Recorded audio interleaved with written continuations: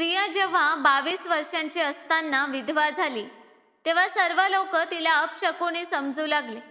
तेव्हाच काकूने तिचे लग्न 2 मुलांच्या बाप रोहनशी ठरवले। लग्नाच्या दिवशी स्टेजवर सर्व लोक प्रियाचा उपहास करत होते। जेव्हा रोहनने आपल्या ऐश्वर्य आणि वैभवासह हॉलमध्ये प्रवेश केला तेव्हा कोणीतरी म्हणालं की अरे वाटते वर आपली मुलं आणायला विसरला। तेव्हा रोहनने असे उत्तर दिले की सर्वांचे भानच हरपले, कारण आज माझ्या आयुष्यातील खूप मोठा दिवस होता, पण मी अजिबात आनंदी नव्हते। मी एका संकटातून बाहेर पडून दुसऱ्या संकटात अडकत चालले होते। मला खूप भीती वाटत होती, कारण माझ्या त्रासाचा तमाशा पाहण्यासाठी 600हून अधिक लोक जमले होते। जेव्हा हा तमाशा सुरू झाला तेव्हा माझे हृदय थांबले। मला माहीत होते की आज मला खूप अपमान सहन करावा लागेल, पण त्यानंतर परिस्थितीने असं वळण घेतलं की तेच 600 लोक सर्वच्या सर्व माझ्यासमोर। माझे नाव प्रिया आहे। मी माझ्या घराण्यातील सर्वात सुंदर मुलगी होते, पण माझ्या नशिबाने कधीच माझ्या या सौंदर्याची साथ दिली नाही। जेव्हा मी आरशात स्वतःला पाहते तेव्हा स्वतःला प्रश्न विचारते की शेवटी हे सौंदर्य माझ्या कशासाठी उपयोगी पडत नाही। माझ्या नातेवाईकांमध्ये सर्व म्हणत की प्रिया खूप सुंदर आहे, पण तिच्या नशिबात शांती नाही। मी अशा घराण्यात राहत होते जिथे मुलं खूप जास्त आणि मुली खूप कमी। इथे प्रत्येक मुलीने कोणत्या ना कोणत्या प्रकारे आपले आयुष्य सावरून घेतले होते, पण फक्त मीच होते जी प्रत्येक वेळी मागे राहते। माझ्या वयाच्या जवळपास 20 चुलत बहिणी होत्या, ज्यांना मी माझ्या बहिणीप्रमाणे मानते, पण त्या सर्वांचे आयुष्य माझ्यापेक्षा कुठेतरी चांगलं होतं। कोणाकडे चांगले कपडे होते, कोणाकडे स्वतःची गाडी होती आणि कोणाकडे असा नवरा होता जो तिला आपल्या हाताच्या रेषांप्रमाणे स्वतःचं समजतो। जेव्हा मी त्यांना पाहते तेव्हा हृदयाच्या एका कोपऱ्यात जळजळ वाटते। मी विचार करते की काश माझ्या नशिबातही असेच काही असते, पण माझे नशीब माझ्यावर नाराज होते। माझे आई बाबा गरीब होते आणि गरिबीने आम्हाला नेहमी खालचा दर्जा दाखवला। मी बालपणापासून तरुण वयापर्यंत कधी नवीन सूट घातला नाही। प्रत्येक लग्न किंवा प्रसंगी माझ्या बालपणातील जुने कपडे घालते। जेव्हा ते जुने होतात तेव्हा कोणत्या चुलत बहिणीच्या हृदयात दया येते आणि ती म्हणते की हे कपडे प्रियाला दे, कदाचित तिच्या उपयोगी येतील। मी शांतपणे ते कपडे घेते आणि हृदयात कृतज्ञ राहते की काहीतरी नवीन मिळालं। जेव्हा मी ते कपडे घालून त्यांच्या समोर जाते तेव्हा त्या जाहीर करून म्हणतात की अरे हा आमचा सूट होता, आम्ही तर फेकून दिला होता, चांगले तुझ्याकडे आले। अशा वेळी मी हसते, पण आतून माझे हृदय तुटते। माझा चेहरा सर्वात सुंदर होता, पण माझी स्थिती चेहऱ्यापेक्षाही वाईट होती। हीच गोष्ट मला आतून खाऊन टाकते। मी स्वतःला त्यांच्यापेक्षा कमी समजू लागले आणि नेहमी अपमान वाटायचा। माझ्याकडे सौंदर्याशिवाय काही नव्हते। सौंदर्य काही करत नाही किंवा नशीब बदलत नाही। माझी आई खूप आधी या जगातून गेली होती आणि बाबांनी संपूर्ण आयुष्य गरिबीत घालवले। ते खूप आजारी राहत, पण माझ्यासाठी चिंतित राहत। जेव्हा ते जिवंत होते तेव्हा घरात एक आधार होता, पण त्यांच्या जाण्यानंतर मी पूर्णपणे एकटी राहिले। जगात माणसे आहेत, पण गरिबीच्या ओझ्याखाली सर्व दबले आहेत। आता माझे आयुष्य आधीपेक्षा जास्त कठीण झाले होते, कारण आता मला माझ्या काकूच्या घरी राहावे लागले। माझ्या काकूला माझ्याशी कधीच विशेष प्रेम नव्हते, पण बाबांनी त्यांच्याकडून वचन घेतले होते की माझ्या मरणानंतर प्रियाला आपल्याकडे ठेवा। त्या जबरदस्तीने मान्य केल्या आणि म्हणाल्या की प्रिया फक्त काही महिने आमच्या घरी राहील, कारण बाबांनी त्यांच्या आयुष्यातच माझे लग्न ठरवले होते आणि लग्नही झाले होते। फक्त काही महिन्यानंतर माझी विदाई होती। काकांना याने काही फरक पडत नव्हता। ते रोज आपल्या जगात व्यस्त राहत। त्यांना माहीत होते की मी काही दिवसांची पाहुणी आहे। ते माझ्याशी जास्त बोलत नव्हते किंवा मला आपल्या घराचा भाग मानत नव्हते। मी दिवस रात्र विचार करत राहते की माझे आयुष्य त्या माणसासोबत कसे असेल ज्याच्याशी माझे लग्न होणार आहे। तो मला समजेल का? माझ्या त्रासाची जाणीव करेल की तोही इतरांप्रमाणे मला कमकुवत आणि असहाय्य समजेल? हा प्रश्न माझ्या हृदयात वारंवार येतो, पण त्याचे उत्तर माझ्याकडे नव्हते, कारण नशिबाचे निर्णय माणसाच्या हातात नसतात आणि माझे नशीब तर सुरुवातीपासूनच माझ्यावर नाराज होते। माझ्या लग्नाच्या दिवशी सर्व चुलत बहिणी माझ्यावर नाराज होत्या। माझ्या लग्नावर सर्व चुलत बहिणी खूप चांगल्या प्रकारे सजून आल्या होत्या. प्रत्येकाने महागडे कपडे घातले होते. कोणाच्या गळ्यात सोने चमकत होते तर कोणाच्या हातात बांगड्या. सर्व हसत खेळत व्यस्त होत्या. पण माझ्या हृदयात एक विचित्र दुःख बाबांच्या जाण्याने अजूनही ताजे होते. आणि अशा दुःखात माझ्या हृदयातून आनंदाचा भाव हिरवला गेला होता. माझे लग्न आधीच झाले होते, त्यामुळे हा दिवस माझ्या विदाईचा दिवस होता. मी जास्त तयारी केली नव्हती. फक्त हलका मेकअप आणि एक साधा जोडा घातला होता. पण जेव्हा माझा नवरा हॉलमध्ये आत आला तेव्हा सर्वांचे चेहरे आश्चर्याने फुलले. त्यांच्या चेहऱ्यावर नाजूकपणा आणि रोब दोन्ही होते. ते कुठल्याही हिरोच्या तोडीचे नव्हते. माझ्या काही चुलत बहिणी ज्या लग्न झाल्या होत्या त्या आपल्या नवऱ्यासोबत उभ्या होत्या. त्यांचे नवरे त्यांच्यापेक्षा दुप्पट वयाचे होते आणि माझा नवरा तरुण दिसत होता. जेव्हा त्यांनी माझ्या नवऱ्याला पाहिले तेव्हा त्यांच्या चेहऱ्यावरील रंगच उडाले. त्या एकमेकींना कोपर मारून बोलत होत्या की प्रियाचे नशीब पहा, किती सुंदर तरुण नवरा मिळाला आहे. कोणाला माझ्या नशिबावर अभिमान वाटत होता तर कोणाच्या हृदयात द्वेष येत होता. पण माझ्या चेहऱ्यावर ते हास्य नव्हते. माझं हृदय दुःखाने भरलं होतं. मी शांतपणे सर्व पाहत होते. मी हृदयात विचार करत होते की कदाचित आयुष्य ठीक होईल आणि माझे दिवसही बदलतील. जेव्हा विदाईचा वेळ आला तेव्हा सर्व स्त्रिया डोळ्यात अश्रू घेऊन माझ्या गळ्यात पडल्या. पण माझ्या काकूच्या चेहऱ्यावर एक सुकून होता. जणू त्या म्हणत होत्या की चांगले झाले, हे ओझे आमच्या डोक्यावरून उतरले. मी मनात विचार करत होते आता कदाचित तिथे जाऊन शांती मिळेल, जिथे माझे नातेवाईक मला खालचा दर्जा दाखवण्यासाठी माझ्या जवळ नसतील. हॉलमधून बाहेर पडल्यानंतर 2 गाड्या तयार उभ्या होत्या. तिथे रीत होती की वर आणि वधू एकाच गाडीत बसू शकत नाहीत. त्यामुळे माझी सासू म्हणाली की प्रिया बेटा, तू आमच्यासोबत बस आणि तुझा नवरा आपल्या मित्रांसोबत बसेल. मी मागे वळून एक नजर त्यांच्यावर टाकली. ते हसून हात हलवत होते. मी हळूच हात हलवला. हृदयात विचित्र शांतता उतरत होती. पण ही शांतता जास्त वेळ टिकली नाही. आमची गाडी अजून रस्त्यातच होती. अचानक एक जोरदार आवाज आला. मला वाटले जणू मला गाडीने रस्त्यावर जोरात फेकले आहे. आम्ही सर्व चकित झालो. ड्रायव्हरने ब्रेक लावला आणि मी ओढू लागले. रस्त्याच्या कडेला लोक उभे दिसले. आमची गाडी थांबली तेव्हा समोरचे दृश्य पाहून आमच्या डोळ्यांसमोर अंधार पसरला. समोर तीच गाडी उलटी पडलेली होती ज्यात माझा नवरा आपल्या मित्रांसोबत बसला होता. 4ही बाजूंनी गोंधळ माजला होता. कोणी पाणी आणत होते, कोणी जखमींना गाडीतून बाहेर काढण्याचा प्रयत्न करत होते. मी रस्त्यावर पडले आणि जोर जोरात रडू लागले. मी काहीच समजू शकत नव्हते की हे काय झाले. मग कोणीतरी सांगितले की इतर सर्व मित्र जिवंत आहेत, वर मेला आहे. हे ऐकून जणू माझे शरीर दगड झाले. मी एक नजर त्या गाडीकडे टाकली जिथे तो काही वेळापूर्वी हसत होता. आता शांत होता, पूर्णपणे शांत. माझ्या डोळ्यांसमोर जग फिरले आणि मी तिथेच रस्त्यावर बेशुद्ध पडले. मी माझ्या विदाईच्या दिवशीच विधवा झाले होते. जेव्हा मला शुद्ध आली तेव्हा मी हॉस्पिटलच्या बेडवर होते. सोबत माझी काकू बसली होती. त्यांच्या चेहऱ्यावर कोणतेही दुःख नव्हते, फक्त एक द्वेष होता. मी माझ्या ओठांवर हात ठेवून विचारले की तो कुठे आहे. त्यांनी कठोर स्वरात सांगितले की जाळून टाकला आहे. 1 आठवडा झाला तो बेशुद्ध पडले आहेस. माझ्या डोळ्यातून अश्रू वाहू लागले. मी स्वतःला दुर्दैवी समजले की माझा आधार, माझा साथीदार, तो माणूस ज्याच्यासोबत मी नवीन आयुष्य सुरू करणार होते, आता तो या जगात नाही. हॉस्पिटलमधून बाहेर पडताच निर्णय झाला की मला परत काकांच्या घरी पाठवले जाईल. सासरचे म्हणत होते की ती तर नवीन विधवा आहे आणि कोणीही तिला आपल्या घरी घेऊन जाणार नाही. आपल्या मुलाच्या जाण्याचे दुःख सहन करू शकले नाही, त्यामुळे तिला आपल्या घरी घेऊन जाणार नाही. मी माझ्या काकूच्या घरी पोहोचले तेव्हा सर्वांच्या नजरात द्वेष आणि आरोप भरले होते.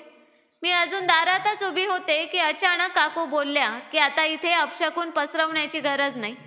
आधीच तुझ्या अपशकुनामुळे हे सर्व घडले आहे. मी आश्चर्याने त्यांच्याकडे पाहू लागले. मी हळू आवाजात म्हणाले की काकू, तुम्ही हे काय बोलत आहात. तेव्हा त्या जोरदार स्वरात बोलल्या की आणि काय बोलू. तुझ्या जन्मानंतर तुझी आई मेली आणि जेव्हा तू तरुण झालीस तेव्हा तुझ्या बाबांचा व्यवसाय बुडाला आणि ते मजुरी करू लागले. आमच्या संपूर्ण घराण्यात कोणीही मजूर नव्हता. फक्त तुझ्या बाबांना हे दिवस पाहावे लागले.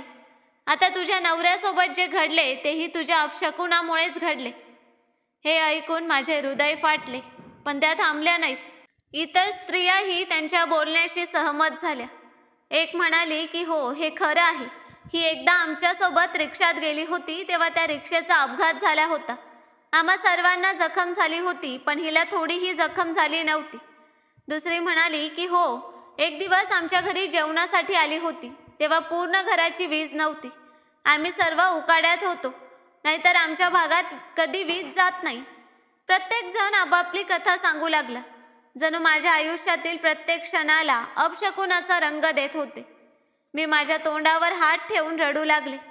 मी म्हणाले की वरच्या देवाच्या नावाने शांत व्हा. मी आधीच सर्व काही गमावले आहे.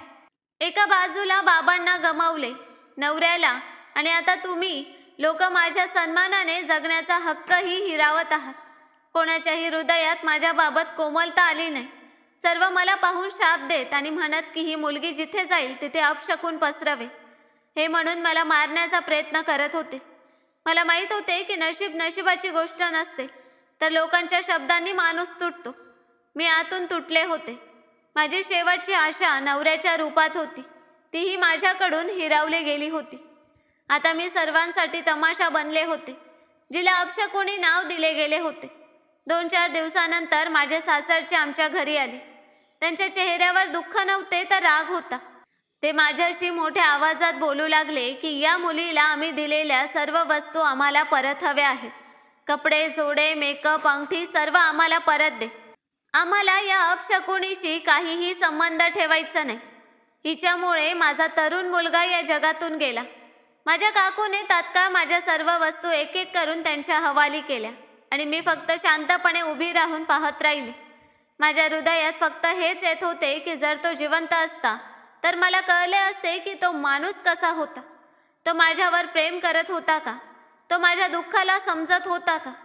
मी त्याच्याशी आयुष्यात 2दा भेटले होते, एकदा लग्नाच्या दिवशी आणि दुसऱ्यांदा विदाईच्या दिवशी. आम्ही कधीही मोकळेपणाने बोललो नव्हतो, आणि आता जेव्हा तो नव्हता तेव्हा त्याच्या आठवणी माझ्या हृदयातून जात नव्हत्या. मी अशी रडत होते जणू वर्षानुवर्षांच्या प्रेमाचा विरह सहन करत आहे.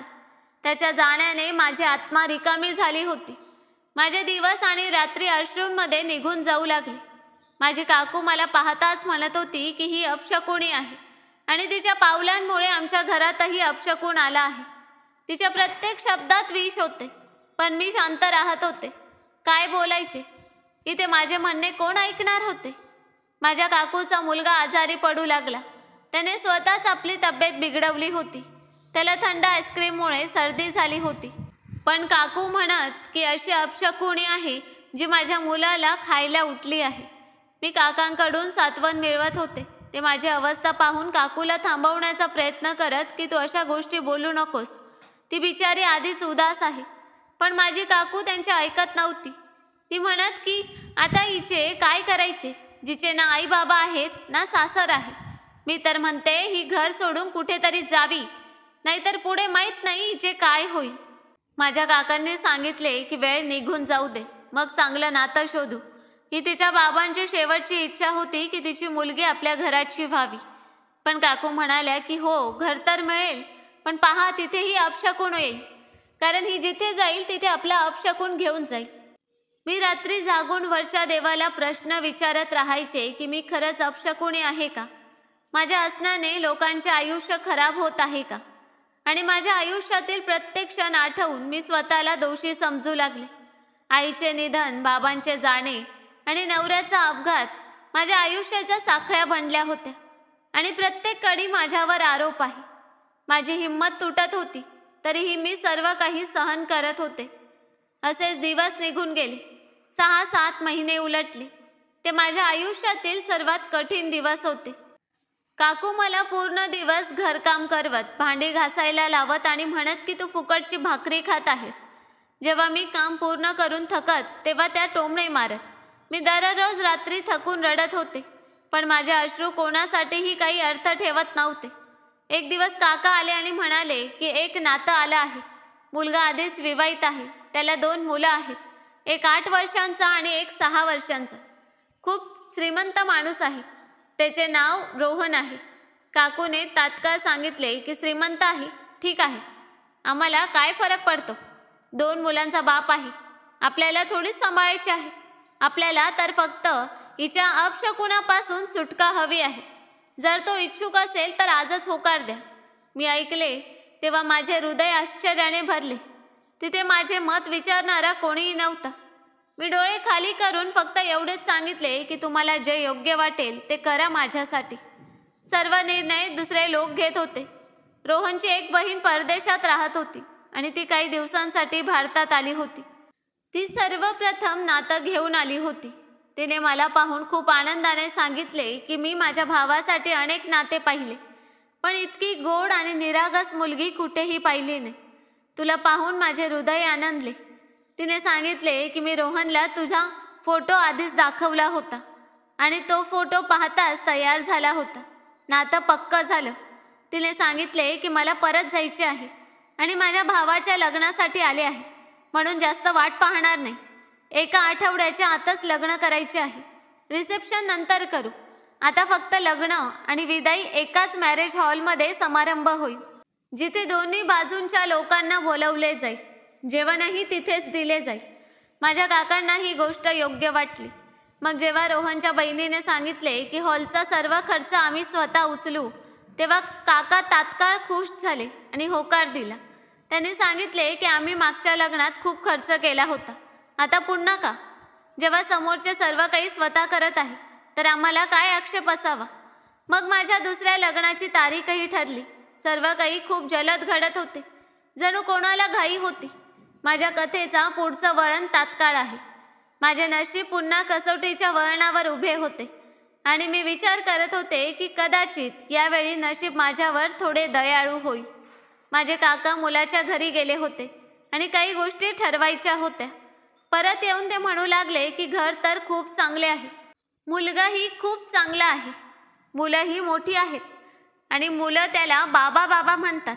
जर आमची कोणी मुलगी असती तर आम्ही तिचे लग्न अशा माणसाशी केले असते का? यावर काकू एकट्याने बोलू लागल्या. काकू म्हणाल्या की आपल्याला काय फरक पडतो?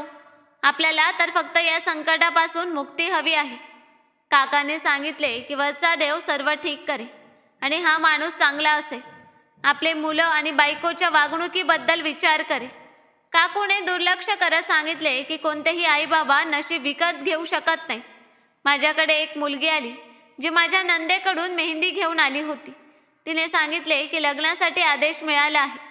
खूप चांगले सजायचे आहे. लग्न खूप मोठे नसेल, पण वधू खूप सुंदर दिसायला हवी. हे ऐकून माझ्या हृदयात आनंदाची लहेर दौडली आणि मी विचार करू लागले की कोणीतरी मला चांगले हवे आहे. पण आनंद पूर्ण झाला नाही की काकू माझ्याकडे आल्या आणि कठोर स्वरात म्हणाल्या की मेहंदी लावल्यानंतर पूजा करून घे आणि कोणतीही मन्नत मागून घे. असं नको व्हायला की मागच्या वेळीप्रमाणे तुझा वर रस्त्यातच या जगातून जाऊ नये. माझ्या डोळ्यात अश्रू आले. मला ही गोष्ट खूप वाईट वाटली, पण मी शांत राहिले, कारण मला माहीत होते की बोलले तर सर्व माझी थट्टा करतील. माझ्या हृदयात एक विचित्र थरकाप झाला. हृदय वारंवार सांगत होते की खरंच काही वाईट होऊ नये. हे लग्नही माझ्या आयुष्याचा विनाश बनू नये. मी विचार करू लागले की मी खरंच बदनशीब आहे का? आणि माझ्यामुळे कोणाचे आयुष्य खराब होत असेल तर मी कोणाच्या विनाशाचे कारण का बनावे? रात्रभर मी प्रार्थना केली. वरच्या देवाला रडत रडत सांगितले की सर्व काही ठीक ठेव. माझ्या नशिबातही सर्व बरोबर लिही. मी वचन देते की जर सर्व ठीक राहिले तर मी सर्वांचे त्रास समजेन आणि त्यांना मदत करेन. भुकेल्यांना अन्न देईल आणि कोणालाही दुःख देणार नाही. मग माझ्या लग्नाचा दिवस आला. मला पार्लरला पाठवले गेले, जिथे मी वधूचा जोडा घालून मेकअप करून घेत बसले. आरशात स्वतःला पाहून आनंद झाला की खरंच सुंदर दिसत आहे.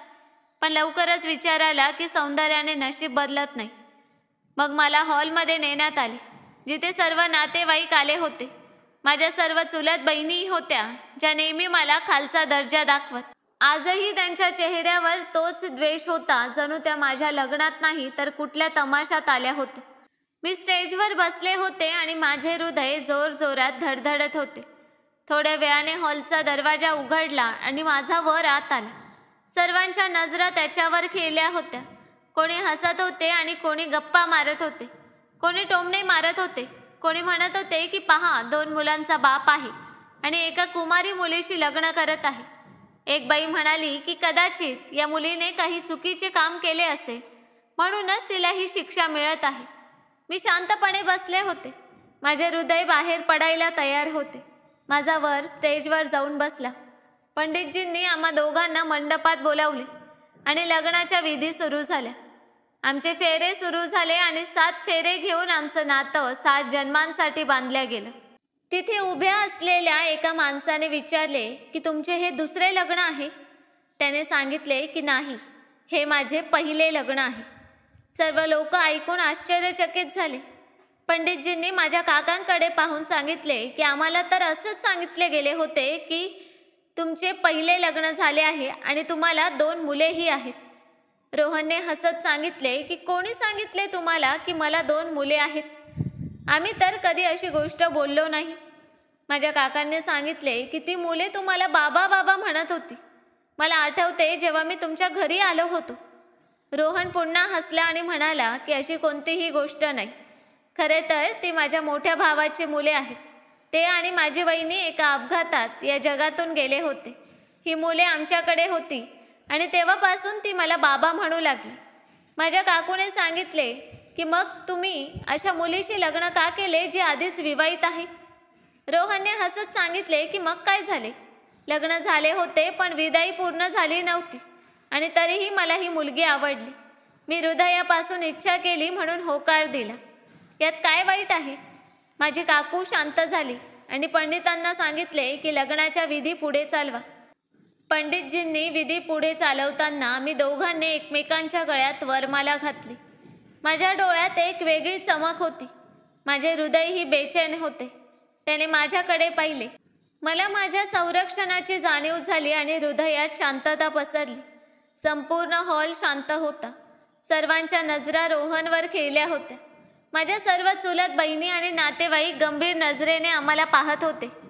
आता त्यांच्या बाजूने 15 तोळे सोने आले, जे पाहून सर्व थक्क झाले. सर्वांचे चेहरे पांढरे पडले, जणू त्यांचे तोंड उघडे राहिले. माझ्या चुलत बहिणी ज्या नेहमी माझ्या कमकुवतपणावर हसत होत्या, त्या आज शांत होत्या आणि त्याने मोठ्या विश्वासाने सांगितले की जर मुलीची कोणतीही अट असेल तर मी तीही पूर्ण करण्यास तयार आहे. मी वेगळ्या घरात राहतो. माझी बहीण तिच्या घरी राहते. घराची मालकीण ही असेल. माझ्या मुलांच्या संगोपनाचा भार हिच्यावर नसेल. त्यासाठी वेगळी नोकराणी असेल, जी घरकामाची देखरेख करेल आणि माझ्यासोबत पत्नी म्हणून आयुष्य घालवावे लागेल. सर्व लोक एकमेकांकडे पाहून थक्क झाले. जणू त्यांना विश्वास बसत नव्हता की असा माणूसही असू शकतो जो एका साध्या मुलीसाठी इतके काही करण्यास तयार आहे. रोहनमध्ये खरंच कोणतीही कमतरता नव्हती. तो श्रीमंत होता, सुशिक्षित होता, सुंदर होता, व्यापारी होता. आणि आता जेव्हा ही गोष्ट सर्वांसमोर आली की तो 2 मुलांचा बाप नाही तर गैरसमज होता, तेव्हा सर्व आश्चर्यचकित झाले. मला 2 सर्वात चांगले नाते मिळाले. दोन्ही लग्ने पूर्ण झाली. माझ्या हृदयात शांतता पसरली. माझ्या चेहऱ्यावर हास्य आले. रोहनने हळूच सांगितले की तुम्ही हसताना खूपच छान दिसता. मी लाजत स्वतःला नव्या प्रकाशात नाहताना अनुभवत होते. माझ्या काकूचा चेहरा बिघडला होता, जणू तिच्या सर्व योजना अपयशी ठरल्या होत्या. पण माझे काका आनंदी होते. त्यांच्या डोळ्यात आनंदाचे अश्रू होते. त्यांनी माझ्या डोक्यावर हात ठेवला आणि सांगितले की नेहमी सुखी राहा बेटी. काकांनी सर्वांसमोर उभे राहून सांगितले की आज हे सिद्ध झाले की माझी भाची अपशकुनी नाही. कारण जर असे असते तर तिला इतका चांगला जोडीदार कधीच मिळाला नसता. इतका चांगला माणूस तिच्या आयुष्यात आला. हिच्या नशिबात तर प्रकाश लिहिला होता, पण आम्ही आमच्या कमी बुद्धीने तिला अंधारात ढकलले. माझ्या काकांच्या बोलण्याने संपूर्ण हॉल शांत झाला. सर्व लोक विचारात पडले. ज्यांनी कधी माझ्या बदनशिबाची थट्टा केली होती, ते सर्व डोळे खाली घालून बसले होते. त्या क्षणी मी पहिल्यांदा अनुभवले की माझ्या आयुष्याची कथा बदलली आहे. माझ्या नवऱ्याने तिथे बसलेल्या सर्वांकडे पाहून सांगितले की जर कोणी माझ्यासमोर प्रियाबद्दल अशी कोणतीही गोष्ट थट्टेने सांगितली तर तो जमिनीला चुंबन घेत असे. सर्वांनी त्याच्या बोलण्याचा अर्थ समजला की तो कोणालाही सहन करणार नाही जो मला त्रास देईल. माझ्या डोळ्यात पहिल्यांदा शांतता उतरू लागली. मी अनुभवले की माझ्यासाठी कोणीतरी उभा आहे, जो मला वाचवेल, जो माझा आहे. मी हृदयातच कृतज्ञता व्यक्त केली की वरच्या देवाने मला असा पुरुष दिला, जो फक्त बोलण्याने नाही तर हृदयापासून माझा साथ देणारा आहे. त्यानंतर माझी विदाई झाली. जेव्हा मी माझ्या घरातून निघाले तेव्हा सर्वत्र रेशमी दुपट्टे लहरत होते. लोक फुले उधळत होते. डोळ्यात आनंदासोबत थोडी उदासीनताही होती, पण माझ्या हृदयात फक्त कृतज्ञता होती. ज्या गाडीत मी विदा झाले ती इतकी मौल्यवान होती की लोक पाहून थक्क झाले. फक्त या गाडीची किंमत 70 लाख होती. संपूर्ण परिसर दरवाजा बाहेर जमला होता. जेव्हा मी गाडीत बसले तेव्हा काकांच्या चेहऱ्यावर अभिमान होता आणि काकूच्या चेहऱ्यावर एक खोल शांतता होती. जेव्हा मी त्याच्या घरी पोचले तेव्हा माझे हृदय खूप जोरात धडकत होते.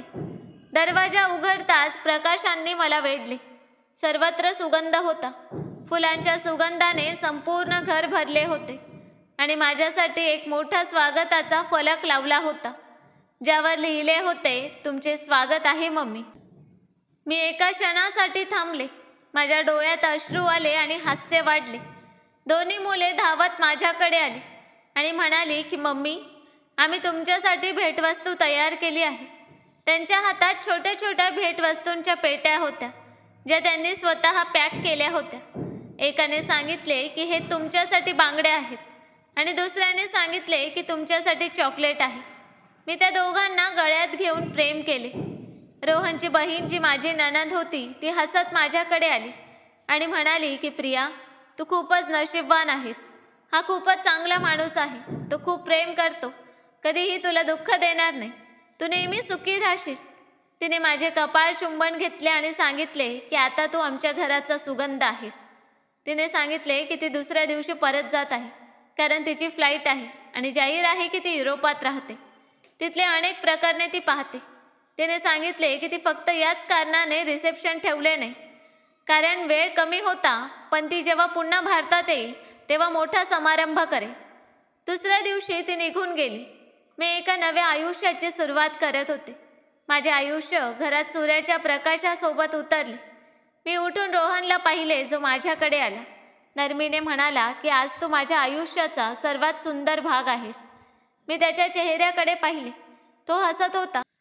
त्याच्या अंदाजात इतकी शांतता होती की मी काही क्षणांसाठी सर्व काही विसरले. त्याने माझ्यासाठी नाश्ता बनवला. टेबलवर सर्व काही माझ्यासाठी ठेवले होते. माझ्यासोबत बसला. प्रत्येक घास मला आपल्या हाताने खाऊ घातला आणि वारंवार सांगत होता की आता तुला कधीही कोणतेही दुःख होणार नाही. जेव्हा पतफेऱ्याच्या विधीसाठी मला काकांच्या घरी जायचे होते तेव्हा रोहनने सांगितले की मी तुझ्यासोबत येईन, पण विधीच्या बाबतीत मला एकट्याने जावे लागले. त्याने माझ्याकडून वचन घेतले की मी जास्त वेळ थांबणार नाही. मी होकार दिला आणि तो माझ्यासाठी अनेक भेटवस्तू तयार करू लागला. मोठ्या मोठ्या फळांच्या पेट्या, मिठाई, मुलांची खेळणी आणि भेटवस्तूंचे पॅक सर्व गाडीत ठेवले. जेव्हा मी काकांच्या घरी पोहोचले तेव्हा ते मला पाहून आश्चर्यचकित झाले. ते शांत उभे राहिले. त्यांच्या चेहऱ्यावर लज्जास्पदपणा स्पष्ट दिसत होता. रोहनने पाठवलेल्या भेटवस्तू पाहून त्यांच्या डोळ्यात जळजळही होती, पण त्यांनी माफी मागितली नाही. कोणतीही नरमी दाखवली नाही. फक्त शांत राहिल्या. संध्याकाळपर्यंत रोहन मला घ्यायला आला. जेव्हा तो दरवाजावर पोहोचला तेव्हा त्याच्या हातात गुलाबांचा पुष्पगुच्छ होता. तो हसत म्हणाला की तुझ्याशिवाय माझा दिवस गेला नाही. मला सोडून पुन्हा जाऊ नकोस. काकांसमोर तो प्रेमाने माझ्याकडे पाहत होता. त्याच्या हावभावात इतके प्रेम होते की काकूचे डोळे खाली झाले. त्यानंतर आम्ही हनीमूनसाठी गेलो. माझे नशीब मला सिंगापूरला घेऊन गेले. तिथला प्रकाश, झाडांवर लावलेले दिवे आणि समुद्राच्या लाटा सर्व काही स्वप्नांसारखे वाटत होते. रोहनने मला तिथे राजकन्येसारखे अनुभवायला लावले. अगदी प्रिन्सेस ट्रीटमेंट दिली. आम्ही नावेत बसलो. समुद्रकिनारी जेवण करत राहिलो. रात्री हॉटेलच्या गच्चीवरून संपूर्ण शहराचा प्रकाश पाहत आम्ही गप्पा मारत होतो. तो वारंवार सांगत होता की प्रिया, तू माझ्यासाठी वरच्या देवाची सर्वात मोठी कृपा आहेस. मी त्याचा हात धरून सांगितले की कदाचित मी आयुष्यात पहिल्यांदा इतके सुख अनुभवत आहे. मी इच्छित होते की वेळ थांबावी आणि हा क्षण कधीही संपू नये. मी रोहनला सांगितले होते की माझ्या चुलत बहिणींनी माझ्याशी कसे वागले आणि घराण्यातील लोकांनीही मला कसा खालचा दर्जा दाखवला. पण आता वेळ बदलली होती. मी एका श्रीमंत आणि सन्माननीय माणसाची पत्नी बनले होते आणि हे खरे आहे की समाजात स्त्रीला सन्मान तेव्हाच मिळतो जेव्हा तिचा नवरा सुखी असतो. रोहनसोबत माझा प्रत्येक क्षण शांततेत आणि आनंदाने भरलेला होता. आता त्या चुलत बहिणी ज्या आधी मला टोमणे मारत होत्या आणि ज्यांच्या भावना द्वेषाने भरलेल्या होत्या, आता रोज फोन करून गोड बोलत होत्या. कधी म्हणत की प्रिया, तू सिंगापूरहून आमच्यासाठी काय आणणार आहे. कधी म्हणत की जेव्हा परत येशील तेव्हा आम्हाला लग्नाची मेजवानी ठेवायची आहे, भाऊजींनाही घेऊन ये. जेव्हा मी रोहनला हे सर्व सांगितले तेव्हा तो हसला आणि म्हणाला की प्रिया, मी तुला कधीही कुठेही जाण्यापासून रोखणार नाही. तू माझी पत्नी आहेस, माझा सन्मान आहेस आणि मी त्या पुरुषांपैकी नाही जो आपल्या पत्नीवर बंधने घालतो. पण तू सांगितले की तुला किती दुःख मिळाले आहे, तर आता त्यांच्या घरी जाण्याची गरज नाही, कारण त्या पुन्हा तुझ्यासाठी काही बोलतील ज्यामुळे तुझे हृदय दुखेल आणि मला नको आहे की तुझ्या डोळ्यातील आनंदाची चमक जाऊन अश्रू यावेत. मग त्याने सांगितले की मला त्यांच्यापासून भीती नाही. मला नको आहे की त्यांच्या कुठल्याही वाईट नजरेमुळे तुला कोणतेही नुकसान होईल, कारण माझा आनंद तुझ्या चेहऱ्यावरील हास्यात आहे. जेव्हा मी रोहनच्या गोष्टी ऐकल्या तेव्हा माझ्या हृदयात त्याच्याबद्दल आणखी सन्मान वाढला. मी सर्व चुलत बहिणींना स्पष्ट सांगितले की माझ्याकडे वेळ नाही. त्या समजल्या आणि कदाचित आता त्यांना जाणीव झाली की त्यांनी माझ्याशी चुकीचे वागले होते. पण मी आता त्यांच्या कोणत्याही लालसेच्या किंवा फायद्यासाठी तयार नव्हते. रोहनच्या घरी मला कशाचीही कमतरता नव्हती. तिथे आधीपासूनच 2 मुले होती ज्यांना मी हृदयापासून माझी मुले मांडली होती. ती खूप निरागस आणि प्रेमळ होती. सकाळी शाळेत जात, संध्याकाळी ट्युशन वाचत आणि मग आपले गृहपाठ करत, मग थोडा वेळ TV पाहून झोपत. त्यांच्या देखभालीसाठी काळजीवाहकही ठेवली होती, ज्यामुळे माझ्याकडे वेळ होता. पण जितका वेळ मी त्यांच्यासोबत घालवत तो नेहमी चांगला जात होता. आम्ही रविवारी फॅमिली डे साजरा करायचं ठरवलं होतं. सकाळी सकाळी मी आणि रोहन मुलांना घेऊन पार्कला जायचो. कधी कधी मजेशीर ठिकाणी किंवा एखाद्या रेस्टॉरंटमध्ये दुपारचं जेवण करायचो. संध्याकाळी मी आणि रोहन एकटे एखाद्या हॉटेलमध्ये जाऊन जेवण करायचो. गप्पा मारायचो, हातात हात घालून प्रेम व्यक्त करायचो. मी विचार करायचे की हे सगळं स्वप्न आहे की सत्य, कारण मी कधीच अशा आयुष्याचा विचारही केला नव्हता. रोहनने मला केवळ सुख सुविधा नाही दिल्या, तर माझ्या हृदयातील दुःखही समजून घेतली आणि माझ्या आई वडिलांच्या आत्म्याच्या शांतीसाठी पूजा देखील करवली. जेव्हापासून ते या जगात नव्हते तेव्हापासून कोणीही याची चिंता केली नव्हती. मी रोहनला विचारलं की तू हे सगळं का करतोस. तेव्हा तो म्हणाला की प्रिया, ज्यांनी तुला या जगात आणलं ते मलाही प्रिय आहेत. ही गोष्ट ऐकून मी डोळे बंद केले. मनातून प्रार्थना केली की वरचा देव माझ्या पतीला नेहमीच सुखात ठेव. एके दिवशी माझी चुलत बहीण पुन्हा म्हणाली की सुरुवातीला सगळे नवरे असंच लक्ष देतात, नंतर बदलतात. मी मनात विचार केला की तू कितीही विषारी बोललीस, रोहन तसा नाही. वेळ निघून गेल्यावरही त्याचं माझ्यावरचं प्रेम वाढतच गेलं. तो दररोज माझ्या सुखासाठी काहीतरी नवीन करायचा. कधी भेटवस्तू द्यायचा, कधी फक्त हसून म्हणायचा की प्रिया, तू माझ्या आयुष्यातील सर्वात सुंदर निर्णय आहेस. आणि त्याचं हे बोलणं माझ्या हृदयाला जगातील सर्व संपत्तीपेक्षा जास्त मौल्यवान वाटायचं. रोहनचं प्रेम दिवसेंदिवस वाढत होतं. मला आश्चर्य वाटायचं की खरंच असे पुरुषही असतात का, जे स्त्रीचा सन्मान स्वतःचा समजतात आणि तिचं दुःख स्वतःचं मानतात. तो नेहमी माझी काळजी घ्यायचा, माझ्या आवडीचं जेवण बनवायचा आणि जर मी थोडीशीही उदास झाले तर तो लगेच ओळखायचा. एकदा मी शांत बसले होते तेव्हा तो म्हणाला की प्रिया, तू काहीतरी अस्वस्थ दिसते आहेस, काय झालं. मी म्हणाले की नाही, फक्त मन थोडं जड आहे. तेव्हा तो म्हणाला की जेव्हा तुझं मन जड होतं तेव्हा मला सांग, मी तुझं बोलणं ऐकण्यासाठी नेहमीच आहे. मी विचार करायचे की खरंच रोहनसारखा नवरा फक्त नशिबानांनाच मिळतो. रोहनसोबत माझ्या आयुष्यात शांतता आली होती. मी पहिल्यांदा अनुभवले की जर स्त्रीशी चांगलं वागलं तर ती स्वतःच फूल बनते. मी घरातील कामांमध्ये रस घेऊ लागले, मुलांबरोबर खेळायचे, त्यांच्यासाठी नवीन कपडे आणि खेळणी आणायची आणि ते मला तसंच प्रेम करायचे जसं ते त्यांच्या आईला करतात. एकदा मोठ्या मुलाने मला मम्मी असं हाक मारली तेव्हा माझ्या डोळ्यातून आनंदाचे अश्रू वाहू लागले. रोहनने हसत सांगितलं की मी म्हणालो होतो की ही तुला मनापासून आपली आई मानते. मी रोहनच्या घराला माझं घर मांडलं होतं. प्रत्येक खोली, प्रत्येक वस्तू माझ्याशी बोलायची. मी घरासाठी नवीन पडदे आणि गालिचे मागवायचे आणि रोहन काहीही न बोलता माझ्या आवडीच्या वस्तू लगेच मागवून द्यायचा. तो अनेकदा म्हणायचा की प्रिया, मला तुझ्या चेहऱ्यावर फक्त आनंद पाहायचा आहे, बाकी जग जाऊ दे कुठेही. मला त्याचं हे बोलणं खूप आवडायचं आणि मी विचार करायचे की जर माझे आई वडील जिवंत असते तर माझा हा आनंद पाहून किती खुश झाले असते. रोहनने माझ्या आई वडिलांसाठी पूजा करवली होती तेव्हा माझ्या हृदयाला खूप सुकून मिळाला होता. मी एकदा सांगितलं की रोहन, तू असं का करतोस? तेव्हा तो म्हणाला की प्रिया, तुझ्या आई वडिलांनी तुला जन्म दिला. जर ते नसते तर तू नसतीस आणि तू नसतीस तर माझ्या आयुष्यात ही शांतता नसती. त्याचं बोलणं ऐकून मी मनापासून वरच्या देवाचा आभार मानलं की त्याने मला इतका प्रेमळ माणूस दिला. आता मी दिवस रात्र सुखात राहायचे. कधी कधी भूतकाळ आठवला तर मन भरून जायचं, पण मग रोहनचं हसणं पाहून सगळं विसरायचे. माझी ती चुलत बहीण जी मला टोमणे मारायची ती आता माझ्याशी मैत्री करण्यासाठी आतुर झाली होती. एकदा ती म्हणाली की प्रिया, तुझं नशीब तर बदललं आहे. मी म्हणाले की हे नशीब नाही, वरच्या देवाची देण आहे, ज्याने मला सन्मान दिला आणि रोहनसारखा नवरा दिला. माझं बोलणं ऐकून ती शांत झाली. कदाचित तिला जाणीव झाली की जगातील संपत्तीपेक्षा जास्त मौल्यवान गोष्ट म्हणजे स्त्रीचा सन्मान आणि शांतता. वरच्या देवाने माझ्यावर कृपा केली आणि मी आई होणार होते. जेव्हा मला ही गोष्ट कळली तेव्हा माझ्या आनंदाला पारावार उरला नाही. मी वरच्या देवाचा आभार मानलं ज्याने माझं नशीब बदलवून टाकलं आणि मला ही सर्वात मोठी खुशखबर दिली. रोहनला जेव्हा ही गोष्ट कळली तेव्हा तो आनंदाने रडू लागला आणि माझा हात धरून आपल्या हृदयावर ठेवत म्हणाला की प्रिया, जर वरच्या देवाने इच्छा केली तर आपल्याला मुलगी होईल.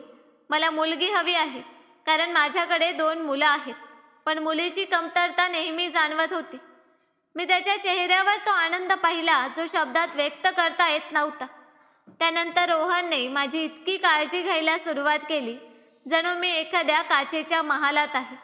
तो नेहमी माझी तब्येत विचारायचा, मला आराम करण्यासाठी खोलीत पाठवायचा. माझं आवडतं जेवण माझ्या समोर असायचं. जर मी शांत राहिले तर तो लगेच म्हणायचा की प्रिया, तुला काही हवं आहे का? सांग, मी घेऊन येतो. तो स्वतः जाऊन आणायचा. अगदी माझ्या सासू सासऱ्यांनीही माझ्यासाठी प्रार्थना केली आणि आशीर्वाद दिला की वरचा देव तुला सुखात ठेव. रोहन तर दररोज रात्री वरच्या देवाकडे हीच प्रार्थना करायचा की माझी पत्नी सुखरूप राहो. माझ्या प्रत्येक चेकअपला रोहन स्वतः माझ्यासोबत असायचा. एकदा मी म्हणाले की तू इतका व्यस्त असतोस तरी माझ्यासोबत येतोस. तेव्हा तो हसत म्हणाला की जगातील कोणतीही गोष्ट माझ्या पत्नी आणि येणाऱ्या अपत्यापेक्षा मोठी नाही. मी त्याला पाहायचे आणि मनातून विचार करायचे की खरंच वरच्या देवाने मला एक खरा हमसफर दिला आहे, ज्याच्या हृदयात माझ्यासाठी सन्मान आणि प्रेम दोन्ही आहे. ते निघून गेले. अखेर तो दिवस आला जेव्हा वरच्या देवाने आम्हाला इतका आनंद दिला. एक सुंदर मुलगी तिचे डोळे उघडून या जगात आली. रोहनच्या डोळ्यातून अश्रू वाहू लागले. मी पहिल्यांदा त्याला असं रडताना पाहिलं.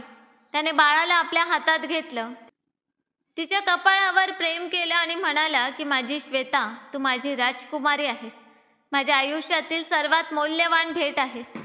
त्याच्या हावभावात इतकं प्रेम होतं की संपूर्ण खोली शांततेने भरली. मी मनातून वरच्या देवाचा आभार मानलं की त्याने मला असा प्रेम नातं दिलं. जेव्हा आम्ही घरी परतलो तेव्हा संपूर्ण घर आनंदाने गुंजलं. रोहनने संपूर्ण परिसरात मिठाई वाटली. त्याने मित्रांना बोलवलं तेव्हा त्यांनी सांगितलं की तुम्ही सगळे खूप नशीबवान आहात. तो हसत म्हणाला की खरा आनंद तर प्रिया आहे, कारण तिने आमचं घर पूर्ण केलं. श्वेताला तिचे 2 भाऊ खूप प्रेम करायचे. नेहमी तिच्या जवळ राहायचे. कधी तिचा हात धरायचे, कधी तिच्या गालांवर प्रेमळ चुंबन द्यायचे आणि म्हणायचे की ही आमची राजकन्या आहे. आम्ही तिची प्रत्येक गोष्ट ऐकू. माझी सासू ही श्वेताला पाहून थकत नव्हती. ती म्हणायची की हिने घराला आनंदाने भरलं आहे, संपूर्ण वातावरण सुकुनाने भरलं आहे. प्रिया, तू खरंच नशीबवान आहेस. वरच्या देवाने तुला तो आनंद दिला ज्याच्यासाठी लोक आयुष्यभर तडफडतात. रोहनने मुलांसाठी वेगळी खोली तयार केली होती, ज्यात गुलाबी पडदे, पांढरे बिछाणे आणि एक छोटा झोका ठेवला होता. प्रत्येक गोष्ट अशी होती जणू स्वप्नांचा संसार आहे. मी जेव्हा श्वेताला मांडीवर घ्यायचे तेव्हा मला वाटायचं की वरच्या देवाने माझे सगळे दुःख संपवले आणि या छोट्या हास्यात बदलले. रोहन श्वेतावर इतकं प्रेम करायचा की ऑफिसमधून परतल्यानंतर थेट तिच्या खोलीत जायचा.